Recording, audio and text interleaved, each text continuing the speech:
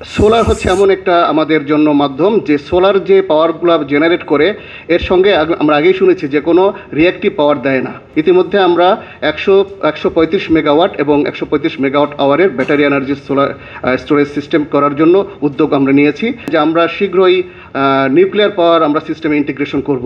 Rooftop solar বিষয়ক সমস্ত কথাই আমি মনে করি অত্যন্ত গুরুত্বপূর্ণ কথা, যেগুলো আলোচনা হয়েছে। সিপিডির প্রেজেন্টেশন, বিএসআরই এর প্রেজেন্টেশন এবং আমাদের কলিগ এবং সেটার প্রতিনিধি বলেছেন, অত্যন্ত সুন্দরভাবে আমাদের সামনে পরিষ্কার করেছেন। আমি শুধু গ্রিডের কথা বলবো।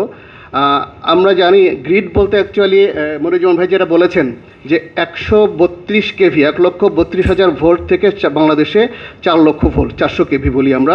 এটা আসলে আমরা ট্রান্সমিশন গ্রিড বলি। আসলে এখানে যে গ্রিড বলা হচ্ছে সেটা আসলে 33 কেভি পর্যন্ত। আর এখানে যে জেনারেশনটা হবে সেটার অ্যামাউন্টও 10 kilowatt, 50 kilowatt, even 5 megawatt, 10 megawatt, 15 মেগাওয়াটও যদি বলি, এটা 33 কেভিতেই কানেক্টেড হবে। তারপরেও গ্রিডের খুব গুরুত্বপূর্ণ ভূমিকা রয়েছে সোলারের জন্য। আমরা জানি গ্রিডের কয়েকটি গুরুত্বপূর্ণ উপাদান হচ্ছে ভোল্টেজ, ফ্রিকোয়েন্সি। এই ভোল্টেজ এবং ফ্রিকোয়েন্সি একটা নির্দিষ্ট সীমার মধ্যে যদি আমরা বজায় রাখতে না পারি তাহলে সিস্টেম কলাপস করবে।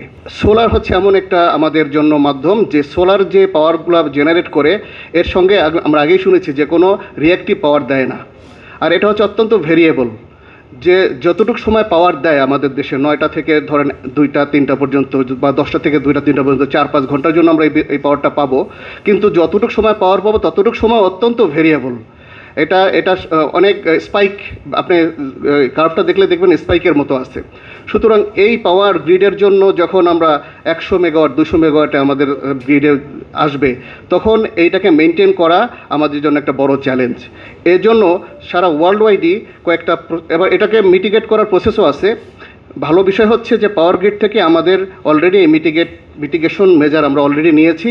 আমাদের আপনারা জানেন গ্রিডে ইতিমধ্যে 700 মেগাওয়াটের চেয়েও বেশি আমরা সোলার পাওয়ার ইন্টিগ্রেট করা হয়েছে, এবং সেটা কিন্তু আমরা ভালোভাবেই গ্রিডের সাথে এটা ইন্টিগ্রেট হয়ে গেছে।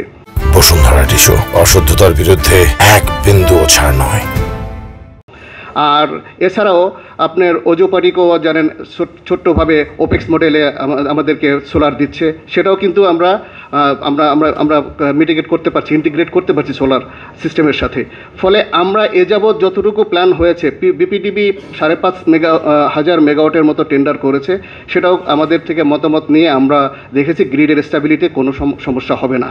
আশা করছি এই 3,000 মেগাওয়াটের যে রুফটপ, এই রুফটপ সোলার যখন আমাদের সিস্টেম আসবে, আমরা গ্রিডে কোনো সমস্যা আমরা ফিল করব না। এর জন্য যথেষ্ট মিটিগেশন মেজার আমাদের নেওয়া হয়েছে।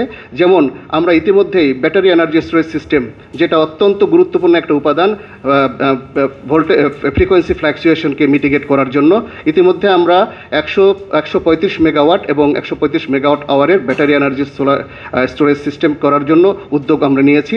2 জায়গায় বসবে, একটা হচ্ছে ঈশ্বরদীতে আর 100 মেগাওয়াট, আর ভুলতাতে 35 মেগাওয়াট। এছাড়া আমরা গ্রিডে অত্যাধুনিক যে ভোল্টেজ ভারের কম্পেনসেশন ইকুইপমেন্ট, ফ্যাক্স ইকুইপমেন্ট, এগুলো বসানোরও উদ্যোগ নিয়েছি। আর আরেকটা জিনিস হচ্ছে, আপনারা জানেন যে আমরা শীঘ্রই নিউক্লিয়ার পাওয়ার আমরা সিস্টেমে ইন্টিগ্রেশন করব। নিউক্লিয়ার পাওয়ারকে সিস্টেম ইন্টিগ্রেশন করার জন্য অত্যন্ত ন্যারো ভোল্টেজ এবং ফ্রিকোয়েন্সি ক্রাইটেরিয়া আমাদেরকে মেনটেন করতে হবে। এর জন্য অলরেডি আমরা গুরুত্বপূর্ণ প্রজেক্ট হাতে নিয়েছি, যেটা মাঝ পর্যায়ে আছে। এই প্রজেক্টও শেষ হয়ে গেলে আমাদের সিস্টেমের ফ্রিকোয়েন্সি এবং ভোল্টেজ অত্যন্ত সুস্থির অবস্থায় থাকবে, যেটা আমাদের জন্য একটা ভালো খবর।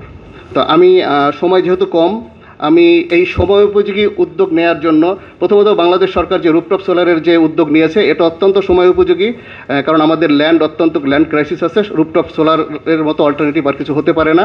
আর তার সাথে আরও সময় উপযোগী উদ্যোগ হচ্ছে সিপিডি এবং বিএসআরই যে উদ্যোগটা নিয়েছে, এজন্য তাদেরকে আমি ধন্যবাদ জানাই। আমাকে এখানে কথা বলতে অনুমতি এবং আহ্বান জানানোর জন্য আমি আমার প্রাণ থেকে ধন্যবাদ জানাচ্ছি। ধন্যবাদ।